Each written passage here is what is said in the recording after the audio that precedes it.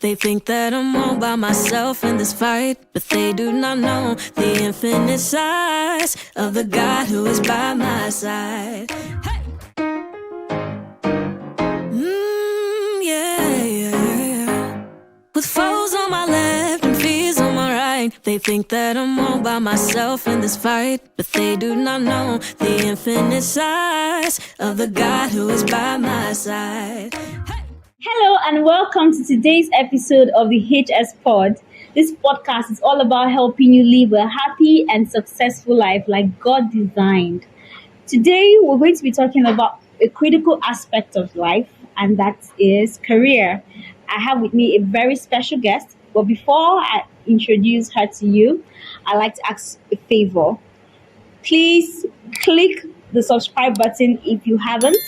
Share this link with a friend, invite them to join in, because we're talking about something that we all want to grow in. I believe we all want to grow in our career. So please invite them, tell them to join us. We're going to have a great time. So back to my guest, a very special one, Miss Nwando Azie. Thank you so much for joining me. You're welcome. I'm glad to have you here with me. Thank you. Please introduce yourself. Okay. Hi. My name is Nwando Azie, child of God, HR professional. Come on now. Don't you just love the combo? Child of God and a HR professional. So today I want you to talk about, the HR work that you do. My questions are centered around it. Okay. This is this podcast today. We're focusing on career.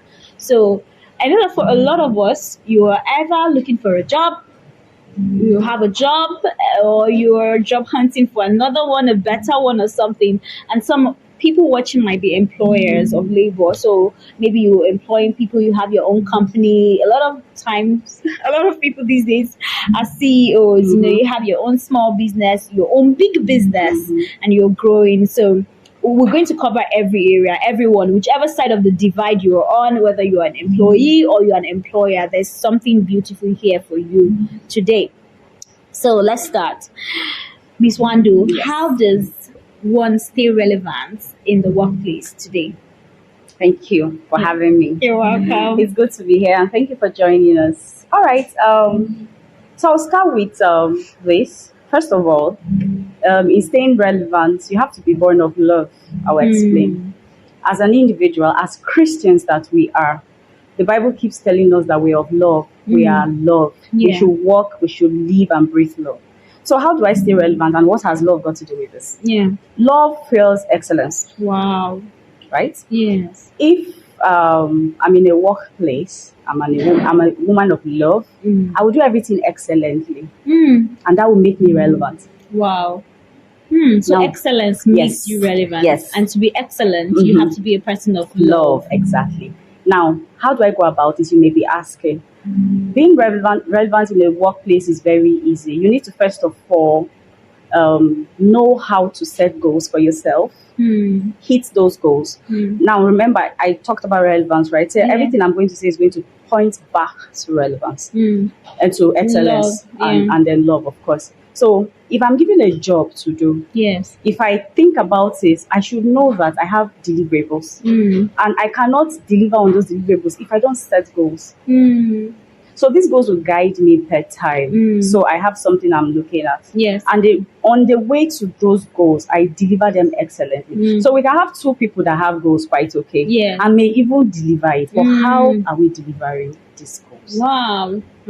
Then in the process of delivering my goals excellently, I am relevant. If you notice, there are some people that are in certain cycles. When you come into those cycles, the first person you want to call on is that person that is delivering something excellently. So that goes to show that that person is relevant. Wow. So the excellent person or the relevant person in the workplace is the one who delivers excellently. Exactly. And to deliver excellently, so I think that the first thing is your current position, you need to know what's expected of you. Exactly. What are your current deliverables? And then when you find those deliverables, then you set goals yes, to ensure that you deliver even beyond and above what is expected of you as an excellent person. And now you are excellent because you love God, and you honor God, and then because you love people. So through your excellence and because you always deliver, then you become relevant because nobody can do without the person who always delivers. Wow. But I'm not finished. Okay. Now, you can only do that if you have a growth mindset. Yes, love, yes, and all of that. Yeah. However, you can come to church day in, day out. Your pastor will tell you you are born of love, you are love. But if you don't have a growth mindset, you would never be able to put these actions into practice. Okay, so tell us what you mean by a growth mindset. Okay, so in the workplace, again, we're talking about the workplace. If we start off at point A, there's a point B that our leader or whoever it is that gave us this vision has in mind. Yes. So you have to have a growth mindset to be able to push yourself from that point A to point B. And remember that we've established that on the way to point B, you have to be excellent because you are a person of love. Wow. So having this growth mindset means that you see possibilities. Yes, you are not always saying that it's not possible. You should always have ready to do it attitude, prompt to do it attitude, because with you everything is possible. Ready to do it attitude. So I want you to examine yourself right now. If you're working under someone or you have a company that you're running yourself, can you ask yourself, do I have a ready to do it attitude? I think one quote that comes to mind is someone said that leaders or people who are excellent, let's say excellent people, as the case may be here, excellent people are people who see what can be, not just what is. Exactly. So having a growth mindset means that your mindset is not fixed to say that, this cannot be done. You open your mind, to say that, okay, there's a possibility of bringing this into fruition. And then you open your mind to the plan of how to bring that vision to pass. Exactly. And then you do it excellently. And then you do it excellently. That's what distinguishes you. So excellence is what distinguishes you and keeps you relevant. Wow. Right. Thank you so much You're for welcome. that. Okay, so let's go to the second one. You and I have had a conversation before about how people are very important in life. Definitely. We're not on earth alone. We were born into families. In the families, we have neighbors, community, and before you know, you get to the world at large. You keep expanding our relationships. Now, in the workplace, you find that sometimes you have people who are above you, probably your manager, the CEO, or even your customers outside. If you're a business person, you need to learn how to manage these people. Sometimes you have people who are working with you on the same level as you, your colleagues, and sometimes you have people who report to you. So those people are like under you, in quotes, because they report to you, you give them their deliverables, you supervise them. Now, how does one handle a difficult colleague or a difficult boss? Because we know that a lot of times the friction that happens in the workplace is just because of a lack of understanding. Definitely. It's not really the job that is giving you problem. It's the people that you work with. They are the ones causing friction and all that. So how do you handle them? Yeah. Okay, I'll start off by saying two things. The first thing is, a great man once said, people don't leave. I think John Maxwell, I don't know, I can't remember. People don't leave companies, they leave people. So it's true. When people are having issues at work, most times it's not the job. It's not even that they can't do what has been assigned to them. It's not. Sometimes not a capacity. It's not a capacity problem. It's a human being problem most of the time. And having said that, I will also add that to stay relevant again, you need to establish meaningful relationships with people. Wow. So you are going to have people that you will not understand you will not understand. Just like marriage, they say two people have been brought up from different backgrounds. Yes. So a workplace is like a marriage, a polygamous marriage. Yes. Some people even spend more time with their colleagues in the office than with their spouses at home. Exactly. So it's like a marriage. So you are coming from another background, I'm coming from another background. So there's definitely going to be friction. Yes. Right? How do we manage So now, speaking from a HR point of view, there's something called a grievance procedure. So it's a guideline that guides us on how to report issues when we have them with people, with systems, and all of that. However, before you jump to that, Yes. because you can't be reporting everything that happens. Exactly. Let's not be that. It's you that. You are the chief reporter. You cannot let go. Exactly. So you have to start managing people from your own end. So let's start with a colleague. Nothing wrong with avoiding being in the same space as someone that is evidently rude, so to speak. Because most times when you have issues with people, it's because of how they handle things, maybe how they speak to you, Yes. you don't like it, or how they address things. So the first approach basically is like avoiding being in their space. Nothing wrong with that. Wow. Don't feel any type of way if you notice that somebody is always very difficult, right? Yes. Minimize your contact with the person. Okay. If it has to do with the job, right? If it has to do with the job, minimize being in the person's space.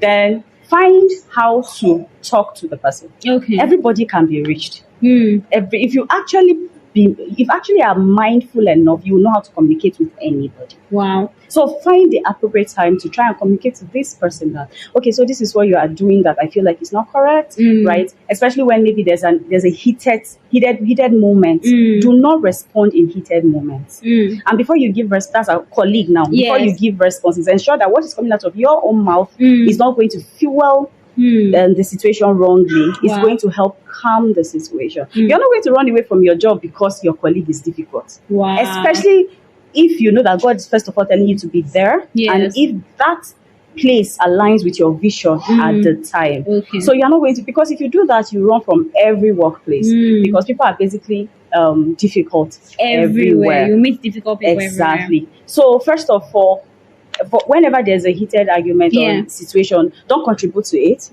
right? Then avoid maintain minimal contact with this person, right? Or speech with this person. Talk to, if he's on the job, go get your response, but don't just get chatting with this person because this person is prone to make you angry. Wow. And all of that. And if it gets too serious, speak with the person, and if it doesn't help, then you ask HR, how do I handle this person? Nothing wrong with asking for help. Again, always ask for help if it goes beyond your control. Pick up a grievance form. Hey, this is the issue I'm having with this person, and I'm sure HR can resolve it. Yes. So instead of keeping grudges in your heart and then sleeping with no, please don't do that. with our friends, always good to trash out these issues, right? So the first thing that you have said is, if possible, avoid contact with this person. Give them their space. If you don't have to work with them, and then if you have to work with them, you need to find a way to have this conversation. So, and don't do that when the vibe is heated, just allow everyone calm down,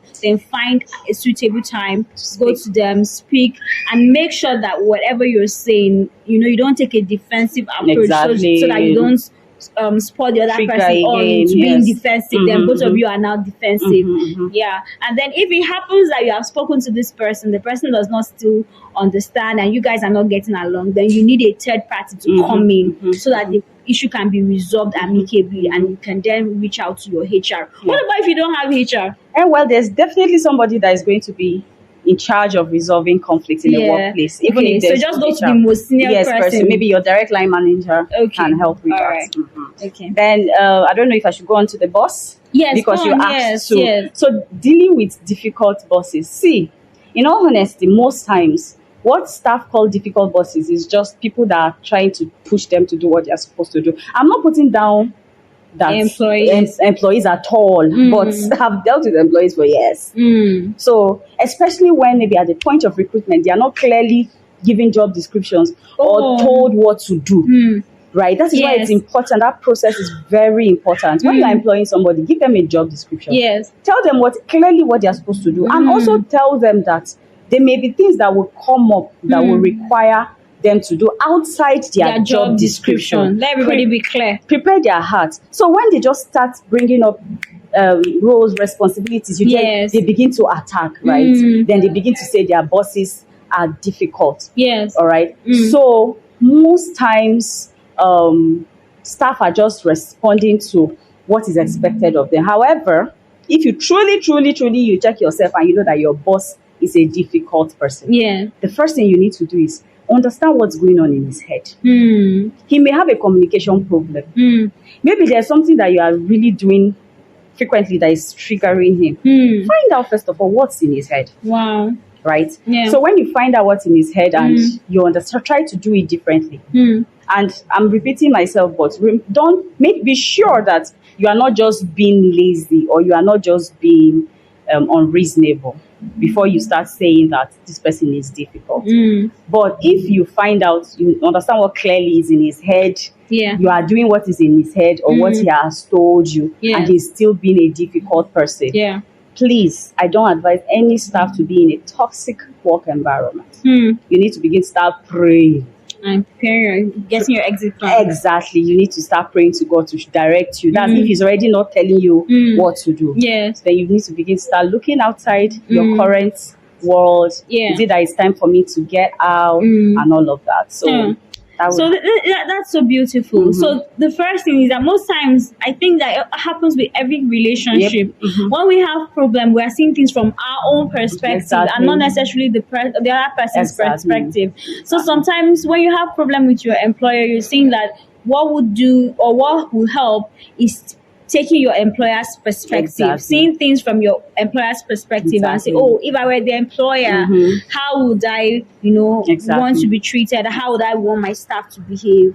And then you go on. If it happens that it's a case where this is non-resolvable, you've tried several times and nothing is happening, things are not changing, then you can begin to work on an exit plan. Yes. Thank you so much. Welcome. So now to the very final question for this podcast. What do employers look for if you're seeking for a job or you know someone who is looking out for a job? Put your ears down. This is very important. What do employers look for in employees and how when they are seeking to fill positions? What are they looking for? Because I believe it's most times the job description may vary because they are looking for maybe they're looking to fill one position. It's not the same job title as another position, but they are looking for the same thing. There should be a common thread, yes, globally as to what employers are looking for in employees. And therefore employees, what should they look for in employers? Because you find some people say, oh, I got this offer, but I'm not taking it because, and I'm like, because like your reason is not my reason, but I don't think that should be a reason. So tell us, what should we, as because I'm an employee, what should we as employee look for, when seeking out jobs and transitioning or whatever from employers? Okay, thank you for that question. Yeah. So I will say the same thing I said at the beginning in another way. When people leave jobs, they don't leave the company, they leave people. They leave environments, they leave culture. Right. So I'll start with employers, what they should look for in employees, applicants. Every employer looks for a visionary person. So for me, that's where the journey starts from. Wow. Sitting through lots and lots of interviews, there's one thing I always look at: how this person is able to catch the vision of this company I'm recruiting for and run with it. Wow. Trust me, as a recruiter, you can tell at interviews. You can tell that this person will be able to come in, personalize. Of course, I'm not saying 100% of the time, but a good percentage of the time. You see their interest right at the point of the first chat you're having with them towards employing them. So sometimes you see a very good CV, not like they don't have this experience, but you speak with this person and I'm sorry, this person is flat. Wow. You just see that this person's interest is completely not aligning with what you are looking for. So in social media lingo, we're saying that employers are looking for what you bring to the table. Simple. How do you buy into my vision? Do you understand? Why should I employ you? How are you going to help me? So this whole what you bring to the table thing has been very funny, but it's the truth. So employers are no longer paying for just anything. They are paying for people that are able to bring positive impact to the team. They are paying for an innovative team, right? So they want people that are innovative. They want people that are visionary. So now, what should employees look towards? Now, honestly, I will tell you as per standard. If I had someone tell me this some years ago, I would have really appreciated it. Oh wow! So look to work in a work environment that aligns with your own vision too, as an individual.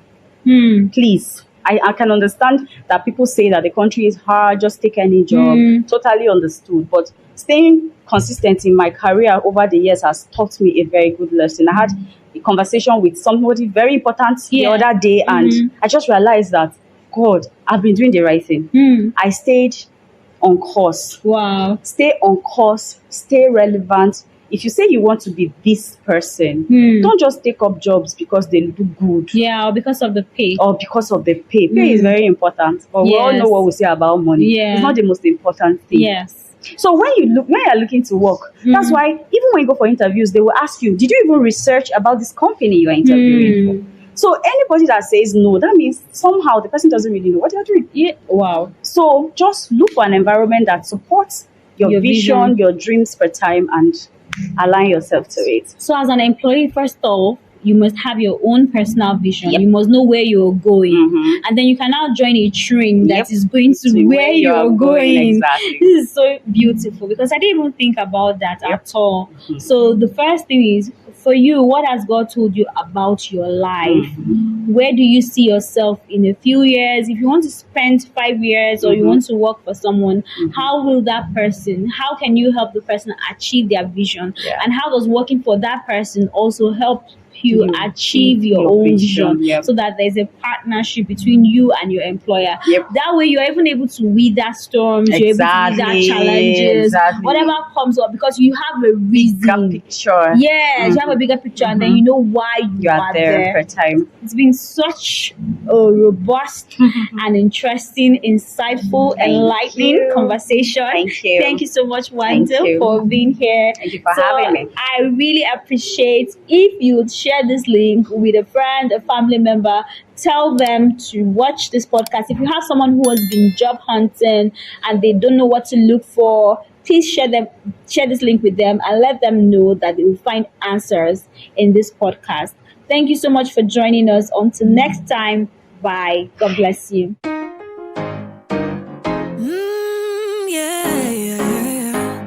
With foes on my left and fears on my right, they think that I'm all by myself in this fight, but they do not know the infinite size of the God who is by my side.